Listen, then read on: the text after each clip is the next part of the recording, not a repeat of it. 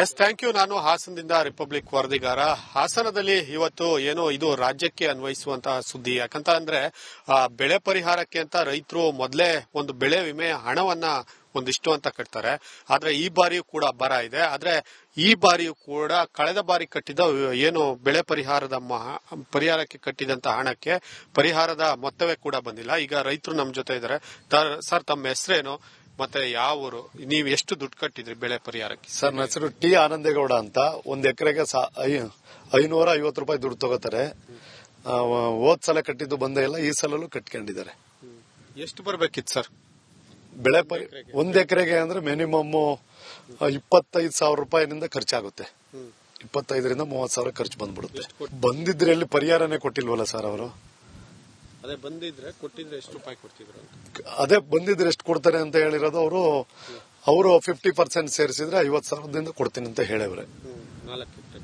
ಅಲ್ಲ, 4 ಎಕರೆಗೆ 4 2 ಲಕ್ಷ ಕೊಡಬೇಕಾಗುತ್ತೆ 4 ಎಕರೆಗೆ.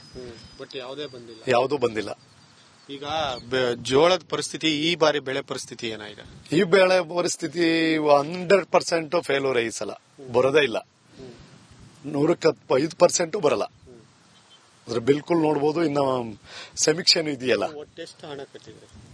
ನಾವು ಒಟ್ಟು ಅದೇ ಕಳಿಸಲಿಲ್ಲ ಅಷ್ಟೇ 2,200 4 ಎಕರೆಯಿಂದ. ಈ ಸಲಲ್ಲೂ 2,200 ಕೊಡ್ತೀನಿ ಅಂತ ಹೇಳಿದಾರೆ ಸರ್ಕಾರದವರು. ಕೊಡ್ತಾರೋ ಇಲ್ವೋ ಅವ್ರಿಗೆ ಬಿಟ್ಟದ್ದು.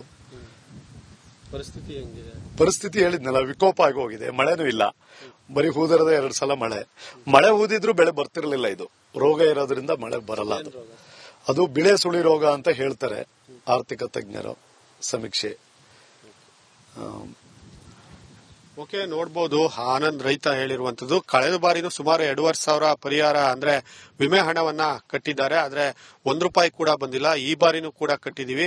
ಸರ್ಕಾರ ಎಲ್ಲರೂ ಕೂಡ ಬೆಳೆ ಪರಿಹಾರವನ್ನ ಕಟ್ಟಿ ರೈತರಿಗೆ ಕಾಪಾಡ್ಲಿಕ್ಕೆ ಅಥವಾ ಬೆಳೆದ ಖರ್ಚಿಗಾರು ಏನು ಖರ್ಚು ಮಾಡಿರ್ತಾರೆ ಆ ಲಾಸ್ ಆರು ತುಂಬಿಕೊಡ್ಬಹುದು ಅನ್ನುವಂತ ಒಂದು ಜಾಗೃತ ಅಭಿಯಾನವನ್ನು ಕೂಡ ಮಾಡ್ತಾರೆ, ಮಾತನ್ನು ಕೂಡ ಹೇಳ್ತಾರೆ. ಆದ್ರೆ ಕಳೆದ ಬಾರಿ ಕಟ್ಟಿರುವಂತಹ ವಿಮೆ ಹಣವು ಕೂಡ ರೈತರಿಗೆ ಇನ್ನು ಕೈ ಸೇರದೆ ಇರುವಂತದ್ದು, ಜೊತೆಗೆ ಈ ಬಾರಿಯೂ ಬೆಳೆ ಹಾಳಾಗಿರುವಂತದ್ದು ರೈತರಿಗೆ ಗಾಯದ ಮೇಲೆ ಬರೆ ಎಳೆದಂತಾಗಿದೆ.